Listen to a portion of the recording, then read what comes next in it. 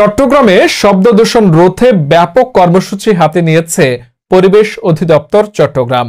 সাংবাদিকদের প্রশিক্ষণ কর্মসূচির মাধ্যমে শব্দ দূষণের কারণে মানুষের ক্ষতির দিকগুলো তুলে ধরার পাশাপাশি জনসচেতনতা বৃদ্ধির লক্ষ্যে কাজ করার পরিকল্পনা হাতে নিয়েছে পরিবেশ অধিদপ্তর চট্টগ্রাম গবেষণাগার পরিচালক নাসিম ফারহানা শিরিন।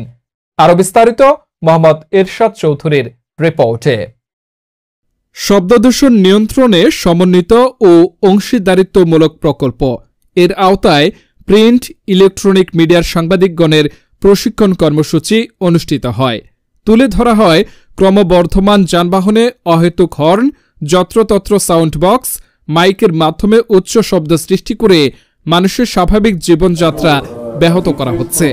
আমাদের আর্থসামাজিক উন্নয়নকে টেকসই করতে হলে অন্যান্য দূষণের পাশাপাশি শব্দ দূষণের বিরুদ্ধে প্রতিরোধ গড়ার এখনই সময়। ক্ষতিকর দিকগুলো বিবেচনা করে শব্দ দূষণ নিয়ন্ত্রণে বিদ্যমান আইন ও বিধি বাস্তবায়ন ও অতিরিক্ত শব্দ করা থেকে বিরত থাকার সংস্কৃতি সৃষ্টি করতে হবে জানান।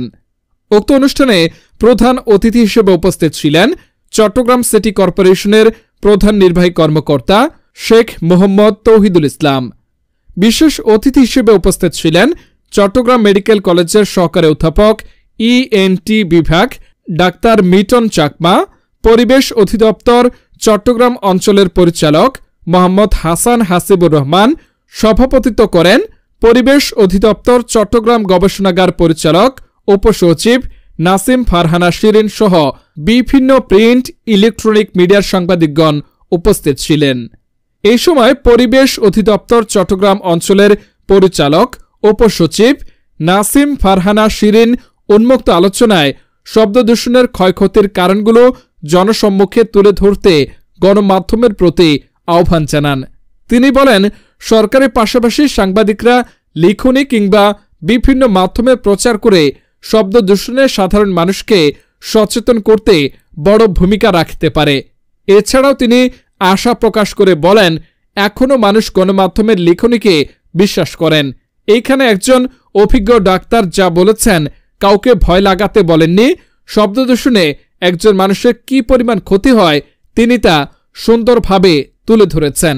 আমাদের দায়িত্ব আমরা মনে করেছি না আসলে এটা একটু গ্যাপ আছে বলতে হবে। আমরা সাইনবোর্ডগুলো দিয়ে দিচ্ছি স্কুলে, এগুলো আমি আবার নতুন করে আমরা শুরুও করেছি যে জেব্রা ক্রসিং দেওয়া কিংবা হচ্ছে ওই যে এটা স্কুল এখানে যেন হর্ন দেওয়া না হয়, এগুলো কিন্তু আমরা দিচ্ছি। এগুলার যে এনফোর্সমেন্ট এটার দায়িত্বটা কিন্তু সিটি কর্পোরেশন পালন করতে পারবে না। এটা কিন্তু